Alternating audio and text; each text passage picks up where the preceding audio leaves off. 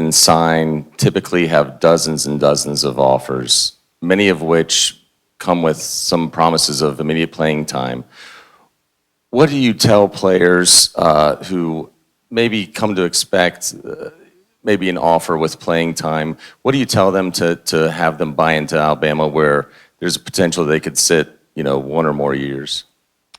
Well, we've had a significant number of players play early in their career and make an impact as freshmen. I think probably 4 or 5 a year, and certainly we've had 3 or 4 on this year's team that have done an outstanding job. And I think we try to create and tell everyone that they're going to get an opportunity to play. And I think one of the things that sort of gets created now in recruiting and college football because of all the recruiting services and 5-star, 4-star, and all this is an expectation that every young man has, which sometimes can be a little bit unrealistic.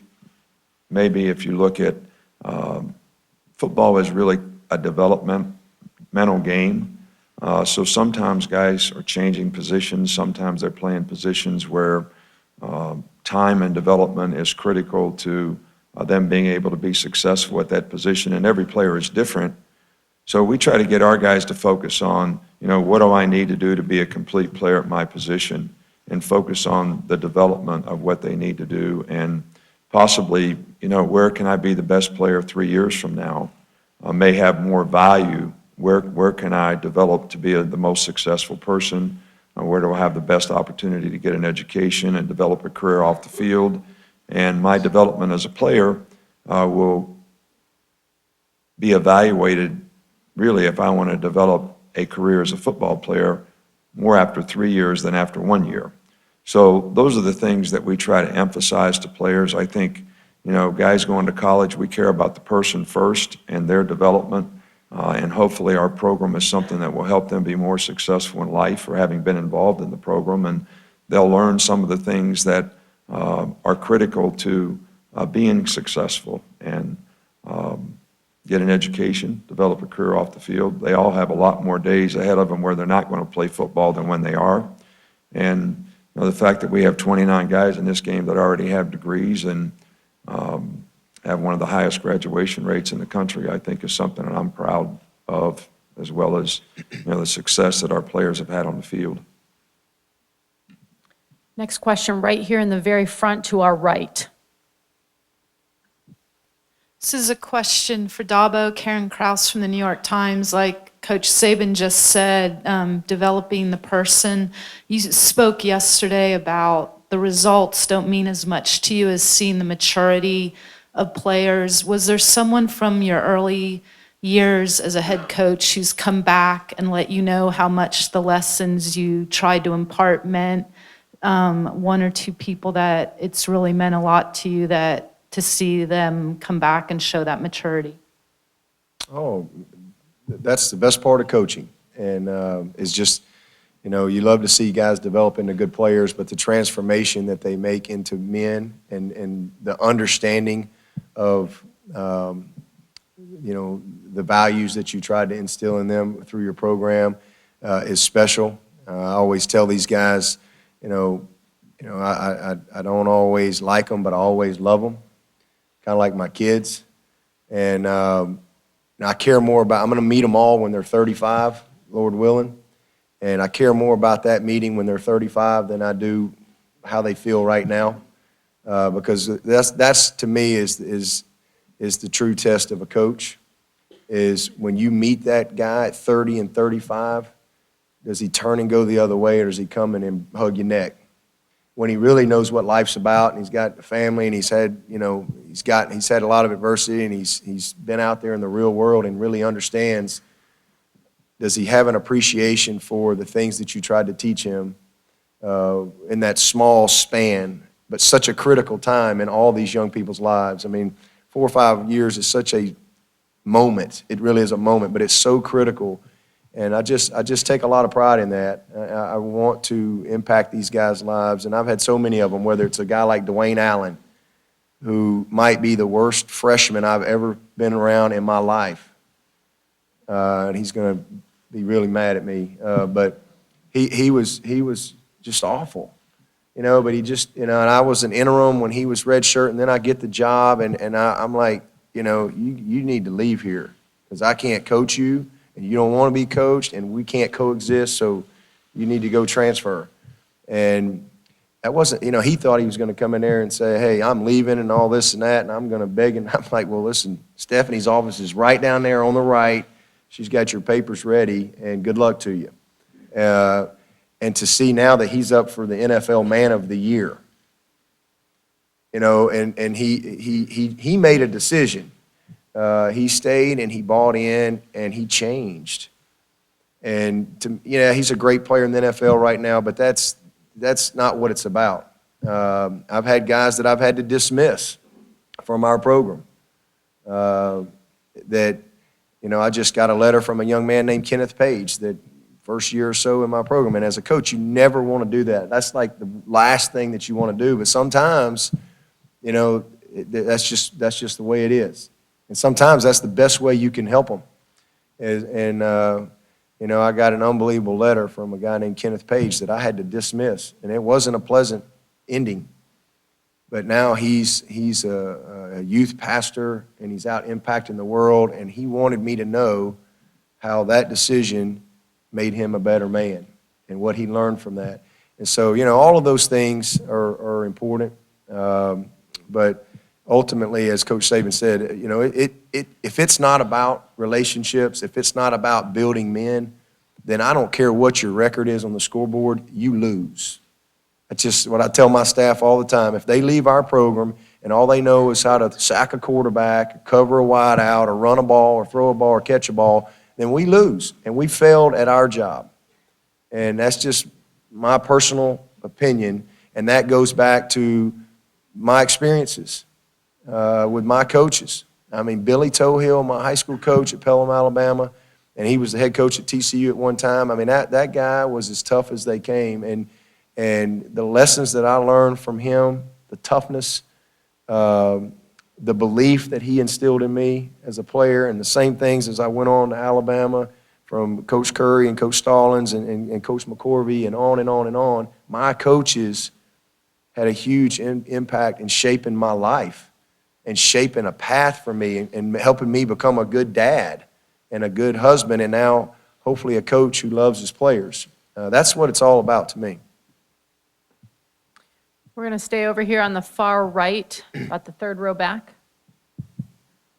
Tom Menino, WVTM TV in Birmingham. Nick, this is in all likelihood the last time you and Kirby Smart will be on the same sideline. How will you look back on your relationship with him, and how appropriate would it be to close out with the championship?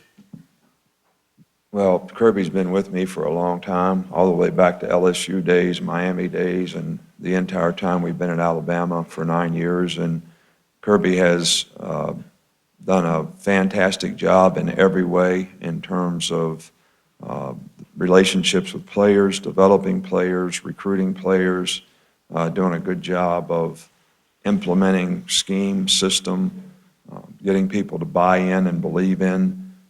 Kirby has done a fantastic job, and I certainly appreciate the fact that he's stuck here with us and done a really good job so far, and trying to finish this year for our players. And I think that's the number one reason that he's here, and I'm sure he's going to be a very, very successful head coach. But these things are inevitable when you have really good assistant coaches that they work hard to aspire to have the next opportunity, and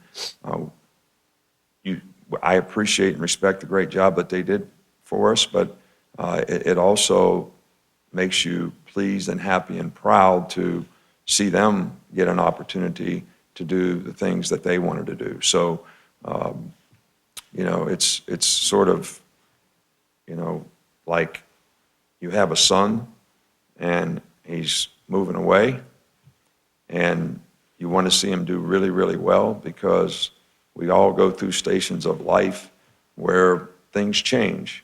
So now someone else will have an opportunity. Kirby will have an opportunity. Somebody will have an opportunity to do what he does, and hopefully we can provide a little leadership and guidance that will help them along the way have a chance to be successful. We're going to go all the way over to the far left in the very front row. Yeah, a question for Coach Saban, Tony Cornish Jr., WTBY TV in Dothan. Coach, we're talking with a lot of coaches across the country. They talk about your program, great relevance, of course, in terms of them trying to reach the plateau where you're at right now. So often we hear the term gold standard. As the leader of that organization called the University of Alabama's football program, talk about the gold standard, what that means to you, what your goals have been as the head coach to reach the highest plateau and to maintain the consistency to stay there over the years. Well, my goal is to create value for our players. That's always been the goal for me as a coach. And I touched on this before in terms of personal development, thoughts, habits, priorities that are going to help guys make good choices and decisions that will allow them to take advantage of their gifts, which is going to give them a better chance to be successful in their life. How to set a goal, how to understand a process of what you have to do to accomplish a goal, and the discipline it takes to execute that on a day-to-day basis. And getting an education is a big part of that. So that's something that we really emphasize, with our players. And we've had success for a number of years being able to do an outstanding job relative to that so that players are developing careers off the field. We want to help them develop as football players, have a chance to have individual success as a college football player, have team success, have an opportunity to play in games like this or, the playoff game that we had last week, and see if they can develop a career as a football player and play at the next level. And we also, being at the University of Alabama, I think, and the tradition that we have and the number of people who associate with the institution, you can also help guys in terms of career development by using the resources that the institution has. So these are all things that we try to create value for players, which when you have good players and you're able to recruit good players and you do a good job of creating relationships and helping them develop, I think, the end result is you're trying to create value for them, and they are doing a good job on the field to create value for themselves as football players as well as the program and the team. And that's kind of been what we've tried to do, and that's the standard that we have. I think the result has been only viewed externally as how many games you win, but that's not really the standard that we operate from internally. Have time for just a couple more. We're going to stay over here on our far left. Coach, this question is for Coach Saban, Dwayne Rankin, Montgomery Advertiser. Coach, what has been the final main message that you've given your players going into this game? Is this for me? Well, I think that what we're trying to get our players to do is stay focused on the things that are going to help them play well in the game and not be affected by external factors, all the things that are going on around this game. And it's a big game, there's no doubt, for every player that's created an opportunity to play in it on both sides. But you got to focus on the next play and do what you have to do your job to help your team be successful. And I think that's where you want the players to stay focused, and that's the message that we're trying to give them so that they can go out and have the best opportunity to be successful. On the aisle right here.